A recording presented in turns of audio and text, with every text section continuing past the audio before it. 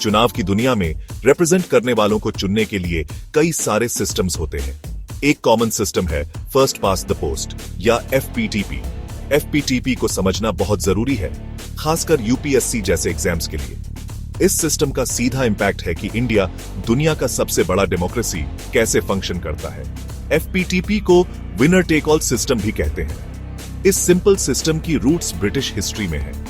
बहुत से लोग मानते हैं कि यह स्टेबिलिटी लाता है क्योंकि अक्सर एक पार्टी को क्लियर मेजॉरिटी देता है, लेकिन एफपीटीपी की क्रिटिसिज्म भी होती है क्योंकि ये शायद पूरे इलेक्टोरेट की विल रिफ्लेक्ट नहीं करता।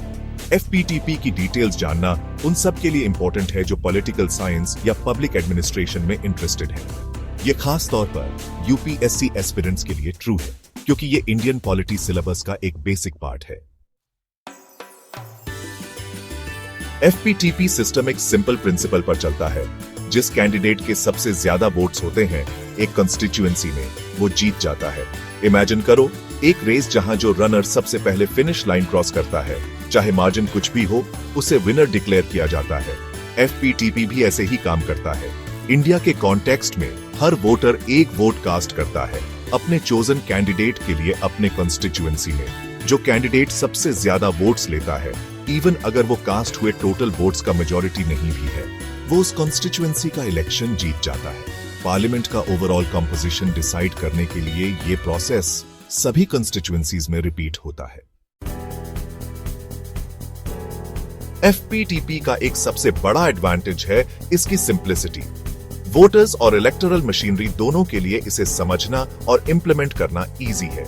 इस स्ट्रेट फॉरवर्डनेस से काउंटिंग प्रोसेस फास्ट हो जाता है, जिससे इलेक्शन रिजल्ट्स जल्दी आते हैं। और एफपीटीपी इलेक्टेड रिप्रेजेंटेटिव और उनके कॉन्स्टिट्यूएंसी के बीच एक डायरेक्ट लिंक बनाता है। क्योंकि वोटर्स डायरेक्टली अपने रिप्रेजेंटेटिव्स चूज करते हैं, ऐसा माना जाता है कि ये अकाउंटेबिलिटी बढ़ाता है। ये डायरेक्ट कनेक्शन अक्सर रिप्रेजेंटेटिव्स को उनके कॉन्स्टिट्यूएंट्स की नीड्स और कंसर्न्स के प्रति ज्यादा रिस्पॉन्सिव बनाता है। अपनी सिंप्लिसिटी के बावजूद एफपीटीपी को इसके इनहेरेंट ड्रॉबैक्स के लिए क्रिटिसिज्म का सामना करना पड़ा है। एक मेजर कंसर्न ये है कि ये लोगों की विल को ट्रूली रिप्रेजेंट नहीं कर पाता। एक पार्टी पार्लियामेंट में सिग्निफिकेंट मेजॉरिटी अचीव कर सकती है, इवन अगर उन्हें नेशन वाइड कास्ट हुए टोटल वोट्स का मेजॉरिटी नहीं भी मिले। इस सिस्टम से ऐसी सिचुएशंस बन सकती हैं जहां स्मॉलर पार्टीज कंसिडरेबल सपोर्ट होने के बावजूद पार्लियामेंट्री रिप्रेजेंटेशन पाने के लिए स्ट्रगल करती हैं।